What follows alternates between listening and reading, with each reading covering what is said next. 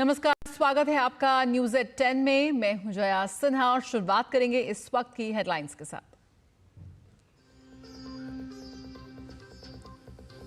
संविधान अपनाने के 75 साल पूरा होने पर लोकसभा में आज से 2 दिवसीय चर्चा। सत्ता पक्ष की तरफ से रक्षा मंत्री राजनाथ सिंह करेंगे शुरुआत।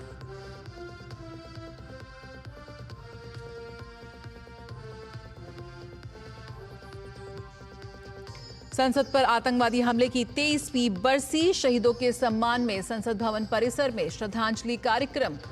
राष्ट्रपति, उपराष्ट्रपति और पीएम समेत कई वरिष्ठ नेताओं समेत आमजन ने किया नमन।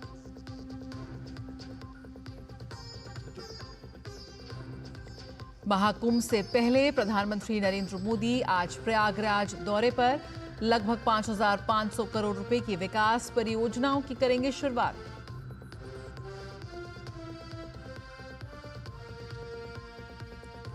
राजधानी दिल्ली समेत पूरे उत्तर भारत में शीतलहर का प्रकोप।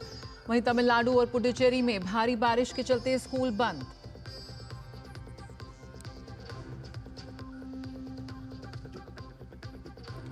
और महिला junior Asia cup hockey tournament के सेमीफाइनल में पहुंचा भारत। थाईलैंड पर 9-0 से शानदार जीत के साथ जूनियर विश्व कप के लिए भी किया क्वालिफाई।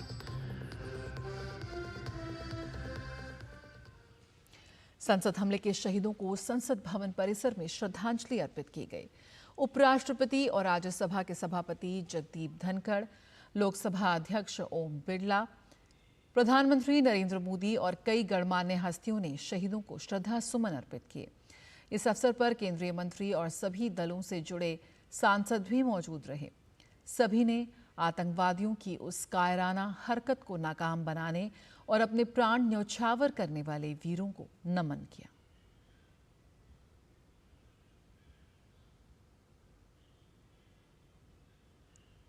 संसद पर हुए कायराना आतंकी हमले की वर्षगांठ पर राष्ट्रपति द्रौपदी मुर्मू ने अपने सोशल मीडिया एक्स पर पोस्ट किया है। उन्होंने लिखा कि मैं उन वीरों को अपनी विनम्र श्रद्धांजलि अर्पित करती हूं जिन्होंने 2001 में आज के दिन हमारी संसद की रक्षा करते हुए अपने प्राणों की आहुति दी थी। उनका साहस और निस्वार्थ सेवा हमें प्रेरित करती रहेगी। राष्ट्र उनके और उनके परिवारों के प्रति हमेशा कृतज्ञ रहेगा। इस दिन मैं आतंकवाद से लड़ने के लिए भारत के अटूट संकल्प को दोहराती हूँ। हमारा देश आतंकवादी ताकतों के खिलाफ एकजुट है।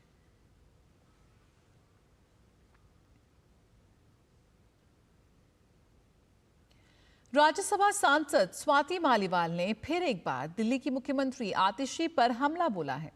आज संसद पर हुए आतंकी हमले की 23वीं बरसी के मौके पर उन्होंने एक्स पर शहीद वीर जवानों और संसद स्टाफ को श्रद्धांजलि दी और कहा कि मुख्यमंत्री आतिशी मारलेना के माता पिता ने मास्टरमाइंड अफजल गुरु को बचाने की भरसक कोशिश की। उन्होंने लिखा कि इस हमले में शहीद हुए सभी वीर जवानों और संसद स्टाफ को भावपूर्ण श्रद्धांजलि अर्पित करती हूँ। ये देश कभी उनका बलिदान नहीं भूलेगा। दिल्ली की मुख्यमंत्री आतिशी मारलेना जी के माता पिता ने इस आतंकी हमले के मास्टरमाइंड अफजल गुरु को बचाने के लिए माफी याचिकाएं डाली थीं। राष्ट्रपति को पत्र लिखे, कोर्ट में लंबी लड़ाई लड़ी।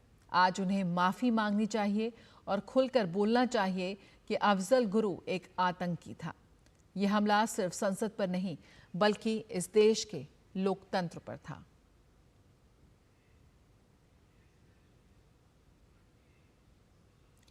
संसद में आज से भारत के संविधान पर विशेष चर्चा शुरू होगी।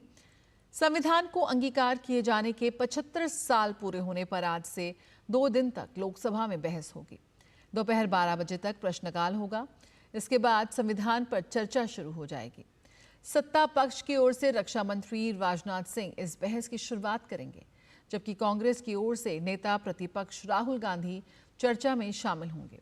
इसके अलावा HD कुमारस्वामी, श्रीकांत शिंदे, शांभवी चौधरी, राजकुमार सांगवान, जीतन राम मांझी, अनुप्रिया पटेल और राजीव रंजन सिंह जैसे नेता बहस में हिस्सा लेंगे। फिर कल पीएम मोदी चर्चा पर सदन को जवाब देंगे। राज्यसभा में 16 और 17 दिसंबर को संविधान पर विशेष चर्चा होगी।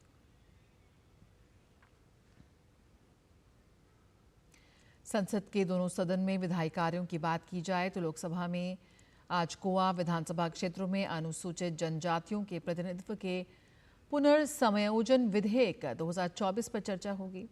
ये विधेयक गोवा विधानसभा में अनुसूचित जनजातियों के लिए सीटें आरक्षित करने का प्रावधान करता है। इससे पहले कल लोकसभा से आपदा प्रबंधन संशोधन विधेयक 2024 पारित किया गया। राज्यसभा की बात करें तो यहां वित्त मंत्री निर्मला सीतारमण साल 2024 और 25 के लिए अनुपूरक अनुदान मांगों का विवरण पेश करेंगी। इसके अलावा आज का दिन प्राइवेट मेंबर बिजनेस के लिए सुनिश्चित है। इस दौरान सांसद कई निजी विधेयक पेश करेंगे। साथ ही दोनों सदन में प्रश्नकाल के दौरान अलग अलग मंत्रालयों से कई अहम प्रश्न पूछे जाएंगे। प्रधानमंत्री नरेंद्र मोदी आज संगम नगरी प्रयागराज का दौरा करेंगे और महाकुंभ 2025 के लिए विभिन्न परियोजनाओं का उद्घाटन करेंगे। पीएम संगम स्थल पर पूजा अर्चना और दर्शन करेंगे। इसके बाद अक्षय वट वृक्ष स्थल पर प्रार्थना करेंगे। हनुमान मंदिर और सरस्वती कूप में भी दर्शन और पूजा करेंगे। प्रधानमंत्री महाकुंभ प्रदर्शनी स्थल का भी भ्रमण करेंगे। प्रयागराज में लगभग 5,500 करोड़ रुपए की लागत वाली कई विकास परियोजनाओं का उद्घाटन और शुभारंभ करेंगे। इसमें प्रयागराज में आधारभूत सुविधाओं को बढ़ावा देने और निर्बाध संपर्क प्रदान करने के लिए 10 नई रोड, ओवरब्रिज या फ्लाईओवर, स्थायी घाट और रिवरफ्रंट सड़कें जैसी विभिन्न रेल और सड़क परियोजनाएं शामिल हैं। स्वच्छ और निर्मल गंगा के प्रति अपनी प्रतिबद्धता के अनुरूप प्रधानमंत्री गंगा नदी की ओर जाने वाले छोटे नालों को रोकने, टैप करने, मोड़ने और उपचारित करने की परियोजनाओं का भी उद्घाटन करेंगे। मंदिर के प्रमुख गलियारों का उद्घाटन भी करेंगे प्रधानमंत्री। इसमें भारद्वाज आश्रम गलियारा, श्रृंगवेरपुर धाम गलियारा, अक्षयवट गलियारा, हनुमान मंदिर गलियारा शामिल हैं। इन परियोजनाओं से श्रद्धालुओं की पहुंच आसान होगी और आध्यात्मिक पर्यटन को भी बढ़ावा मिलेगा। पीएम कुंभ सहायक चैटबॉट का भी शुभारंभ करेंगे। ये चैटबॉट महाकुंभ मेला 2025 के बारे में श्रद्धालुओं को मार्गदर्शन और कार्यक्रमों की नवीनतम जानकारी प्रदान करेगा। रुकेंगे एक छोटे से ब्रेक के लिए, जल्द हाजिर होते हैं। आप देखते रहिए न्यूज़ एट 10। अनुभव कीजिए शुद्ध MDH बादाम रोगन का प्यार। सेहत बनके रग-रग में दौड़े। त्वचा में समाये, हाइड्रेट करे, हर उम्र की त्वचा का पोषण करे। You deserve the purity. MDH बादाम रोगन, नेचुरल, टेंडर, प्योर। चमके चमके। जब धरती चीर कर निकलता है लोहे का पत्थर और मिलता है मोंगिया के जोश से, फिर तपता है, पिघलता है और बनता है फौलाद। अब होता है सरिया सारी खूबियों के साथ। मोंगिया स्टील, मजबूत देश का मजबूत सरिया।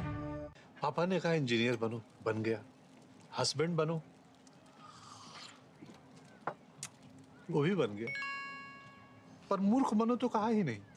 देखिए, नकली पेमेंट का SMS, कहते हैं पापा का उधार लौटा रहे हैं, फिर बोलेंगे गलती से ज्यादा पैसे भेज दिए, बेटे बाकी के पैसे वापस कर दो। आज्ञाकारी बेटा हूं, मूर्ख नहीं हूं।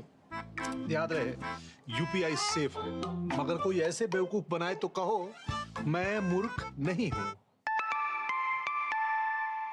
आपके घर के खाने में रेस्टोरेंट जैसा स्वाद ले आए MDH का शाही पनीर मसाला। पनीर को क्या मस्त बना डाला। MDH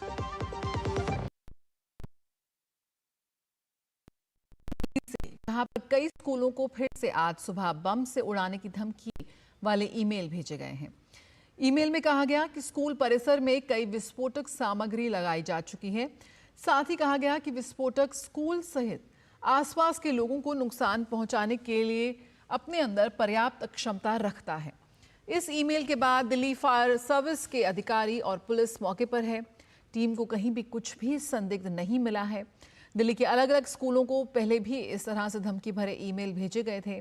जांच पड़ताल में मेल में दी गई सूचनाएं झूठी निकली थी।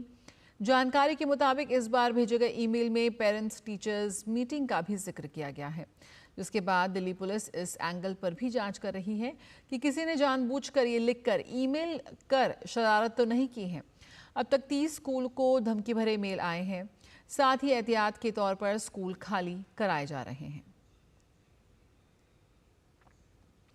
राजधानी दिल्ली समेत पूरा उत्तर भारत शीतलहर की चपेट में है। मौसम विभाग ने उत्तर भारत और आसपास के मध्य भाग में अगले 2 दिन तक शीतलहर जारी रहने की आशंका जताई है।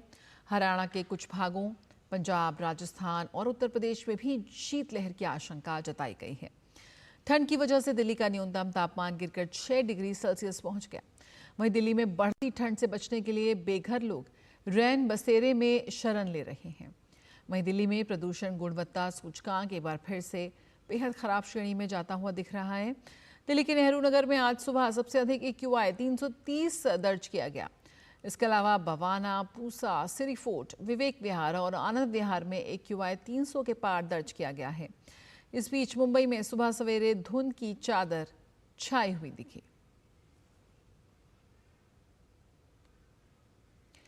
विदेश मंत्री डॉक्टर एस जयशंकर आज नई दिल्ली में संयुक्त अरब अमीरात के विदेश मंत्री शेख अब्दुल्ला बिन जायद अल नहयान के साथ 15वीं भारत UAE संयुक्त आयोग की बैठक की सह अध्यक्षता करेंगे।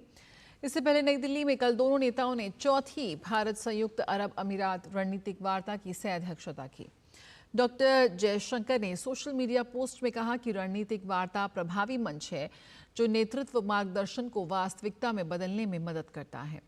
संयुक्त अरब अमीरात के उप प्रधानमंत्री और विदेश मंत्री चौथी रणनीतिक वार्ता और 15वीं भारत UAE संयुक्त आयोग की बैठक में हिस्सा लेने के लिए बुधवार की रात नई दिल्ली पहुंचे थे।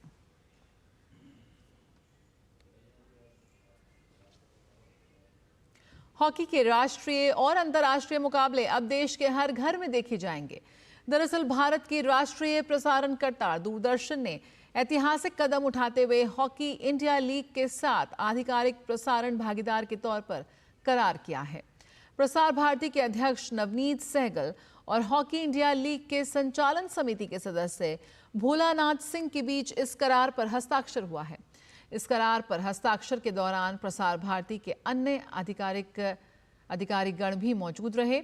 28 दिसंबर से शुरू होने वाले हॉकी इंडिया लीग का सीधा प्रसारण अब DD स्पोर्ट्स सहित प्रसार भारती के OTT प्लेटफॉर्म पर भी देखा जा सकता है। हॉकी इंडिया लीग में पुरुषों की 8 टीमें और महिलाओं की हॉकी इंडिया लीग में 4 टीमें हिस्सा लेंगी, जिसमें दुनिया भर की शीर्ष टीमों के खिलाड़ी मैदान पर नजर आएंगे। इस मौके पर प्रसार भारती के अध्यक्ष नवनीत सहगल ने कहा कि दूरदर्शन पर हॉकी इंडिया लीग के मुकाबलों का सीधा प्रसारण होने से हॉकी को देश के कोने कोने में पहुंचने में मदद मिलेगी। ये एक मील का पत्थर साबित होगा देश में खेलों को प्रोत्साहन करने के लिए। माननीय प्रधानमंत्री जी का जो उनका एक सिद्धांत है, उनका एक लक्ष्य है, उनका एक संदेश है कि हमको खेलों में आगे आना है। और पिछले 10 वर्षों में देश ने विभिन्न खेलों में बहुत अच्छा प्रदर्शन भी किया है। मील का पत्थर है कि जिसमें हॉकी इंडिया और प्रसार भारती का एग्रीमेंट हुआ है कि आज से हॉकी इंडिया के जितने भी कार्यक्रम हैं, वो न केवल हॉकी इंडिया लीग है बल्कि नेशनल चैम्पियनशिप है, जो और चैम्पियनशिप्स हैं, वो सब DD स्पोर्ट्स पे लाइव दिखाई जाएंगी। न केवल DD स्पोर्ट्स चैनल पे बल्कि जो हमारा OTT पे चैनल है उसमें भी वो लाइव दिखाई जाएंगी। तो वो पूरे देश में एक निःशुल्क प्रसारण का ये हमारा प्रयास है, एक नेशनल ब्रॉडकास्टर होने के नाते। वहीं इस मौके पर मौजूद हॉकी इंडिया लीग के संचालन समिति के सदस्य भोलानाथ सिंह ने कहा कि दूरदर्शन पूरे देश भर में फ्री में दिखाया जाता है। हॉकी देश का खेल है और दूरदर्शन पर सीधा प्रसारण होने से ये खेल आसानी से हर घर में देखा जा सकेगा। प्रसार भारती DD स्पोर्ट्स एक ऐसा चैनल है जो हर एक गांव देहात में है, घर घर में है। जो DD दूरदर्शन है प्रसार भारती के द्वारा कहीं भी फ्री में दिखाया जाता है, ये बहुत बड़ी चीज़ है। और जितने भी खिलाड़ी हैं, मैक्सिमम खेल का आप खिलाड़ी देखते होंगे बहुत गरीब घर से आते हैं। अगर उनके घर में अगर कोई ये कहे कि नहीं आप 1000 रुपये का रिचार्ज करा कर मैच देखो, ये करो, तो बहुत मुश्किल है वैसे घर में। ऐसी जगह पर अगर दूरदर्शन अगर लाइव करता है तो आप समझ सकते हैं कि एक घर में और वैसे घर में ये मैच पहुंचेगा जहां पर लोग सोचा भी नहीं होगा। फिलहाल इस बुलेटिन में इतना ही। मुझे दीजिए इजाजत। नमस्कार।